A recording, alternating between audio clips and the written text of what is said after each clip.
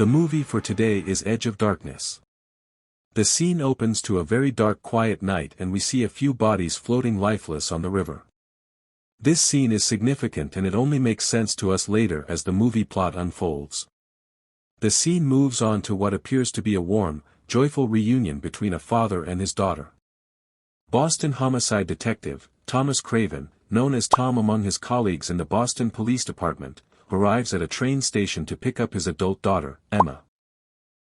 As he watches her walk toward him, memories of her childhood flood his mind, moments of innocence, laughter, and a deep bond that has clearly endured despite time and distance. Just after they reunite, Emma begins to feel unwell. She is visibly sick and throws up on the side of the road, which gets Tom very worried. However, father and daughter make light of it, with Tom joking awkwardly, like dads do, asking if she was pregnant and reassuring her that it would be safe to tell him if she were. Emma quickly shuts that down, firmly telling him she isn't pregnant. Like many fathers faced with that possibility, Tom presses further, asking if she is seeing someone romantically. Emma confirms that she is, but quickly flips the conversation back on her father, telling him she wishes he had someone in his life too. Their banter is playful and affectionate. This shows us the depth of their relationship and mutual concern for one another. They arrive at Tom's home. Emma pauses to take in the surroundings, clearly emotional. Soft jazz music plays in the background as she absorbs the familiarity of a place she hasn't been in for quite some time. It is evident that she has been away for a while, and the homecoming carries emotional weight. As Tom prepares dinner, they make small talk, during which it becomes clear that Tom knows very little about Emma's work. She brushes it off, calling herself a glorified intern, and explains that she felt the need to come home for a visit. Tom does not buy it.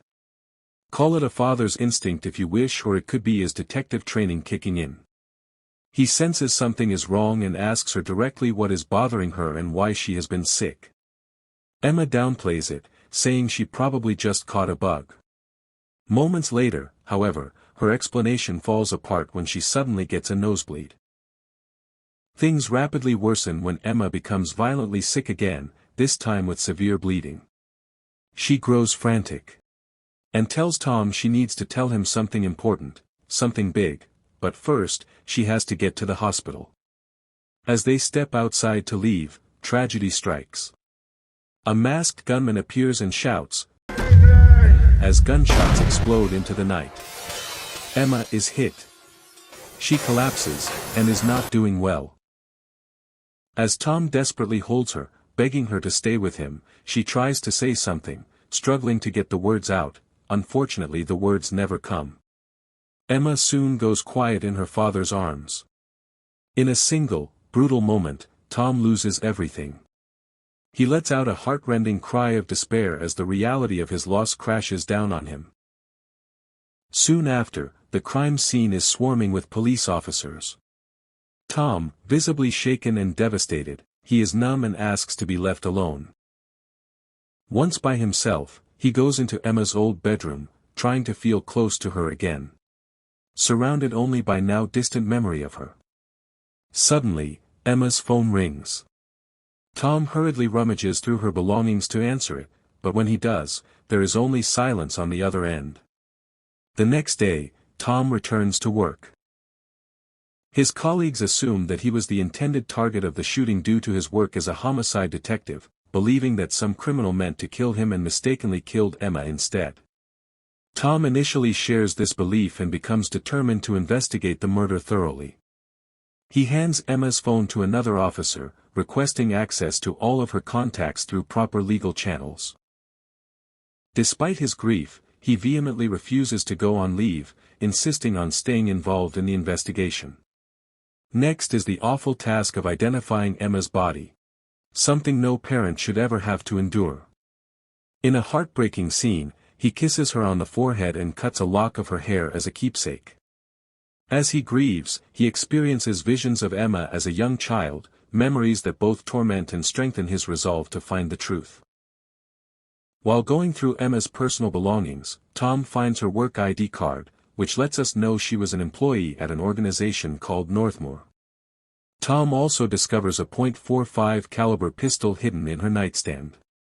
This discovery shifts his perspective entirely.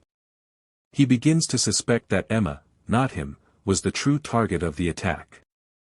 With the help of his police resources, Tom traces the gun's ownership and learns that it belongs to David, Emma's boyfriend. Tom tracks David down, but David reacts violently upon seeing him, immediately attacking Tom.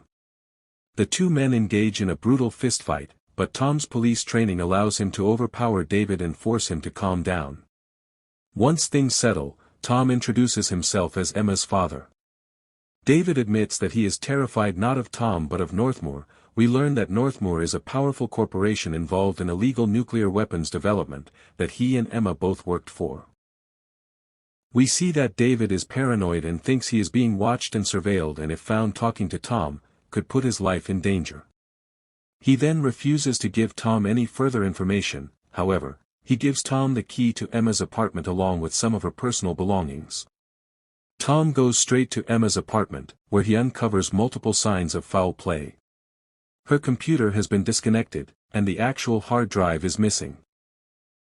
He also finds a Geiger counter, and later discovers that Emma's hair is radioactive, which is a very chilling discovery in itself.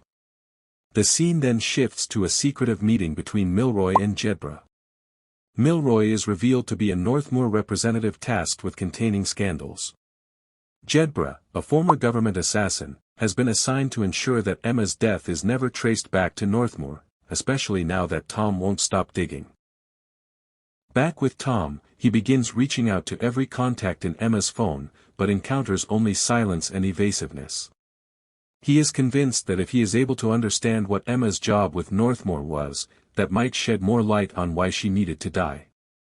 This leads him back to the Northmore office. He visits Jack Bennett, Northmore's CEO. Bennett claims the company is developing clean nuclear energy at a government-leased facility but refuses to provide details. Tom continues to ask direct questions into the legality of what Northmore does, but gets no straight answers. Seeing the depth of Tom's despair, Bennett demonstrates more insensitivity by directly asking Tom, "How does it feel?" referring to the pain of losing a child. This encounter marks a turning point. Northmore now recognizes Tom as a serious threat, no longer just a grieving father but a determined investigator. Throughout this time, Tom continues to experience visions of Emma. Short, tender moments from her childhood that haunt and fuel his determination to hunt down her killer. One night, as Tom burns Emma's clothing in his backyard, Jedburgh appears unannounced in what is one of the film's creepiest moments. Jedburgh reveals that Emma had been flagged as a national security threat. He explains that Emma and a group of activists that called themselves Nightflower had discovered Northmore was secretly manufacturing nuclear weapons designed to be traced back to foreign nations if used as dirty bombs. During a failed break-in at a classified facility, Emma's fellow activists were exposed to radiation and later drowned in the Connecticut River while escaping. We now know that they were the bodies floating on the river at the opening scene of the movie. He disclosed that Emma had retorted to come back home because her companions were dead. Even though Jedburgh had been sent to end Tom's life in that instant during their short conversation, he sees his pain and determination and decides to spare his life, allowing him to continue his investigation. Desperate for more answers, Tom visits David again. This time, although still terrified, David is more forthcoming. He confirms Jedburgh's story and explains that Emma had been working to expose Northmore's crimes. He also reveals Jack Bennett's ruthless nature, including his willingness to release radioactive steam during security breaches. In that moment, the camera pans in from the rear to reveal that David's home had somehow been bugged and some external person heard him disclose this classified information to Tom. Unfortunately, the next time we see David, he sits alone in his living room with a gun wound to his head. It is then revealed that Emma was poisoned with thallium, delivered through a carton of organic milk. The plot thickens when another of Emma's activist friends, Melissa, secretly meets with Tom. She could be seen to be really fearful and feels that she is being watched. She confirms that Bennett ordered the murders of Emma and the other activists. She gives Tom a package from Emma and reveals that Emma suspected she had been poisoned. As she tries to leave, she is struck by an oncoming vehicle in another attempt by Northmore to silence whistleblowers. Inside the package is a recorded message from Emma exposing Northmore's activities, the illegal production of nuclear weapons using foreign designs, meant to implicate other nations. Tom confronts U.S. Senator Jim Pine, who had been involved in the cover-up. He dismisses Emma's actions as security violations. Tom directly accuses him of complicity in the murders. Shortly after, Tom uses the Geiger counter on his refrigerator and in a disappointing twist of events, discovers his own milk has been contaminated with the same poison that killed Emma. This realization sets off a timer in Tom's mind, knowing his time was ticking and there was no longer time to play nice. Next, Tom is visited by his work buddy, Bill, but we find that Bill was there on his own mission. Northmore had gotten to him and he was there to betray Tom. He gives Northmore agents access to Tom, who is immediately abducted and awakens handcuffed to a gurney inside a Northmore facility. He manages to get his hands free and overpowers the Northmore official in his unit. He escapes, though his body is failing him now. The radiation poisoning is catching up. Still, Tom refuses to stop. Weak, shaking, but determined, Tom tracks Bennett to his home. He sees him on top of the stairs but had to first make it past the armed guard assigned to protect Bennett. Tom quickly overpowers him, and requests that he shouts only one word, Craven. Louder! Craven! The guard does and the name echoes through the house. That is all Tom needs to hear. The voice takes him back to the night that this all started, when Emma was unalived. This reveals that the guard was indeed the shooter that ended Emma. It also confirms that Bennett ordered Emma's murder. In this moment of realization, Bennett shoots and wounds Tom, but Tom wounds Bennett in return and pins him down. Tom forces radioactive milk down Bennett's throat. Slow. Deliberate. No rush. When Bennett tries to take pills to counteract the radiation, he tells Bennett he deserves exactly what's coming. Then Tom pulls the trigger. Bennett doesn't survive. In the aftermath, Jedburgh meets with the senator and two political advisors. They talk calmly about how to control the story. How to spin the Northmore disaster into something clean. Something harmless. Jedburgh listens. Then he proposes a better solution.